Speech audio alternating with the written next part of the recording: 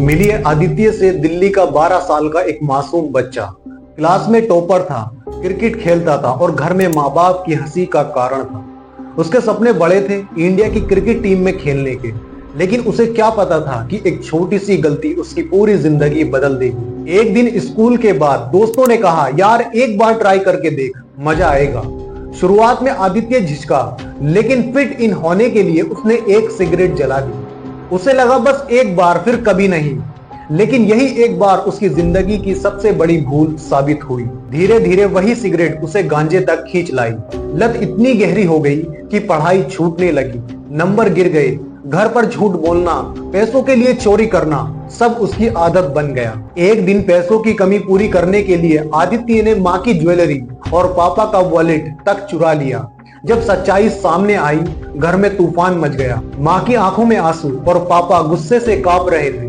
मेरे बेटे ने मुझसे ही चोरी कर ली। घर की दीवारें चीख पुकार से भर गई और आदित्य अंदर से पूरी तरह टूट गया। वो डिप्रेशन में चला गया। रातों को जागकर सोशल मीडिया पर दूसरों की ग्लैमरस लाइफ देखता और अपने अंधेरे कमरे में और भी डूबता चला गया। स्कूल ने उसके बदलते हालात देखे, लाल आंखें, क्लास में झपकी, गिरते मार्क्स, लेकिन किसी ने कुछ नहीं किया। ना काउंसलिंग, ना कोई मदद, बस चुपचाप। आदित्य की ये कहानी सिर्फ उसकी नहीं है। आज हजारों बच्चे ऐसे ही शिकार बन रहे हैं। ड्रग्स की लत उनकी हंसी, उनके सपने, उनका भविष्य सब कुछ छीन लेती है। याद रखिए, कभी कभी जिंदगी बर्बाद करने के लिए सिर्फ एक ही कष्ट काफी होता है। अब यहाँ पर एक सवाल उठता है, आखिर बच्चे नशे की तरफ क्यों जाते हैं? पहला और सबसे बड़ा कारण है पीयर प्रेशर। जैसे आदित्य के दोस्तों ने उसे ट्राई करने को कहा। फ्रेंड्स कहते हैं ट्राई कर, कूल लगेगा। स्टडी दिखाती है कि 70% स्ट्रीट चिल्ड्रंस पीयर से शुरू करते हैं ड्रग्स लेना। लेकिन गहराई में जाए तो इसकी और भी वजह है, जैसे गरीबी, फैमिली बैकग्राउंड, घरेलू हिंसा। ये सब बच्चों को इस जाल में धकेलते हैं। मॉडर्न लाइफ का स्ट्रेस, एकेडमी प्रेशर और मेंटल हेल्थ इश्यूज जैसे एंजाइटी, डिप्रेशन, ये बच्चों को एस्केप की तलाश में ड्रग्स की ओर ले जाते हैं। सोशल मीडिया और फिल्मों का इन्फ्लुएंस बहुत ही डेंजरस है। स्टडीज दिखाती है कि सोशल मीडिया पर ड्रग रिलेटेड कंटेंट देखने से यूथ का यूज बढ़ता है।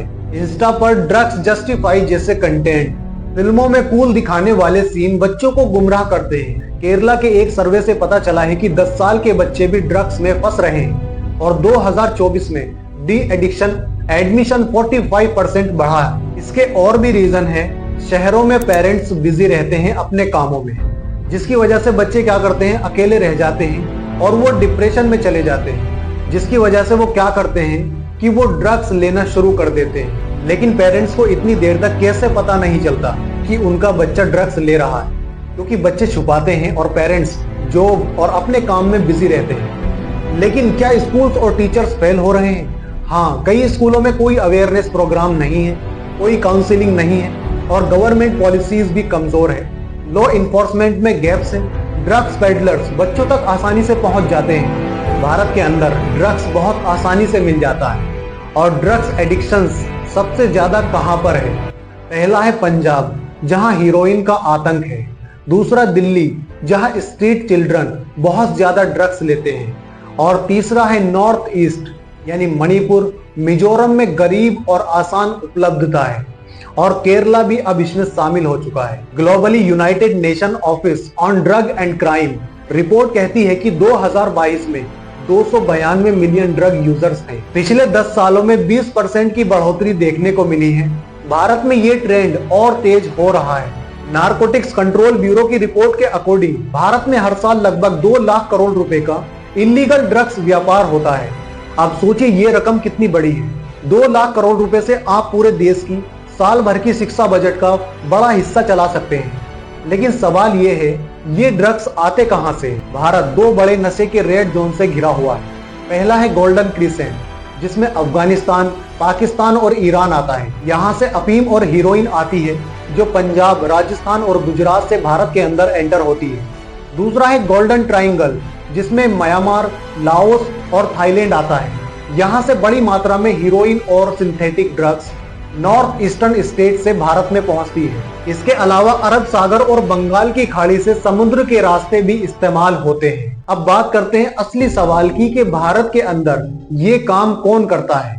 पहला है इंटरनेशनल सिंडिकेट, जिसमें अफगान और म्यांमार से जुड़े ड्रग्स माफिया जो भारत में नेटवर्क चलाते हैं। दूसरा है स्थानीय गैंग और अंडरवर्ल्ड, जैसे मुंबई का डी कंपनी, पंजाब और हरियाणा के कई गैंगस्टर जो ड्रग्स की सप्लाई और स्मगलिंग करते हैं। तीसरा है विदेशी गैंग, जिसमें खासकर नाइजीरिया और अफ्रीका के कुछ नेटवर्क जो भारत में कोकीन सप्लाई करते हैं। नंबर 4 है स्टूडेंट और लोकल सप्लायर। कई बार कॉलेजों और यूनिवर्सिटीज में छोटे सप्लायर ड्रग्स का कारोबार फैलाते हैं। और नंबर 5 पर है ऑनलाइन नेटवर्क। आजकल डार्क नेट, क्रिप्टो करेंसी और कुरियर पार्सल के जरिए भी ड्रग्स मंगाए जा रहे हैं। यानी ये सिर्फ बॉर्डर पार से आने वाली समस्या नहीं है, बल्कि भारत के अंदर भी गैंगस्टर, विदेशी नेटवर्क, लोकल सप्लायर और ऑनलाइन सिस्टम इस धंधे को चला रहे हैं। हाल ही में गुजरात के मुद्रा पोर्ट से 21,000 करोड़ रुपए की हीरोइन जब्त हुई थी। सोचिए, इतनी बड़ी खेप अगर मार्केट तक पहुंच जाती तो कितनी पीढ़ियां बर्बाद होती। ड्रग्स सिर्फ जनरेशन को ही बर्बाद नहीं करता, बल्कि ड्रग्स का पैसा आतंकवाद और अपराध को भी ताकत देता है। यानी जो नशा हम मजाक समझते हैं, वो दरअसल एक बहुत बड़ा हथियार है हमारी बर्बादी का। पंजाब में नशे की मार पहले अडल्ट को बर्बाद कर चुकी थी, अब बच्चों की बारी है। 2019 सर्वे में पंजाब टॉप ओपियोइड्स यूजर्स में 2 मिलियन यूजर्स ओपियोइड्स यूज करते हैं, यानी जिसमें 99% मेल है।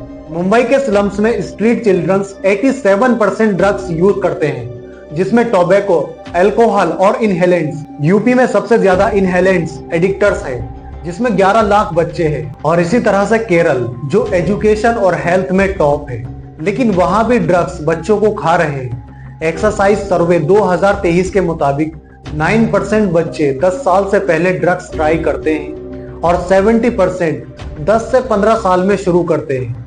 गांजा सबसे कॉमन है, 82% इसके यूजर्स है। एक रियल केस है जिसमें एक बच्चे को नशा ना मिलने पर अपनी फैमिली पर अटैक कर देता है। एनजीओ यानी कि नॉन गवर्नमेंटल ऑर्गेनाइजेशन के वर्कर्स बताते हैं कि स्कूलों के बाहर पेडलर्स बच्चों को टारगेट करते हैं। केरल में 2023 में 30,232 ड्रग्स केस रजिस्टर्ड हुए और माइनर्स की इन्वॉल्वमेंट बढ़ रही है। अब भारत में ड्रग्स का संकट कितना बड़ा है।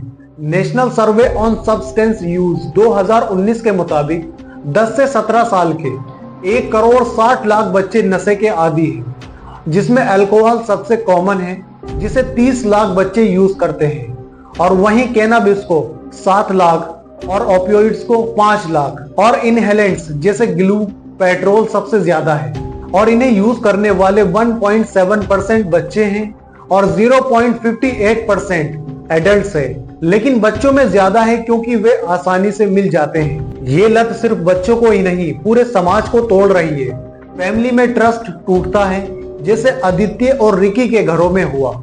झगड़े, तलाक, इमोशनल ब्रेकडाउन, पढ़ाई छूटने से एजुकेशन सिस्टम फेल होता है, लाखों बच्चे ड्रॉप आउट हो जाते हैं, फ्यूचर बर्बाद हो जाता है, सोसाइटी में क्राइम बढ़ता है, लत के लिए चोरी, डकैती, यहाँ तक कि एसिड अटैक जैसी घटनाएं होती है।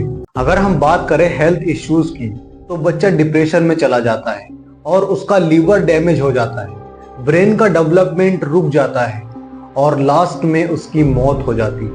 2024 में पंजाब में 60 मौतें हुई सिर्फ ड्रग एडिक्शन की वजह से, और इसकी वजह से इकोनॉमी पर बहुत बुरा इंपैक्ट पड़ता है। जीडीपी पर बोझ बढ़ता है, अरबों रुपए का लॉस हेल्थ केयर और रिहैब में होता है।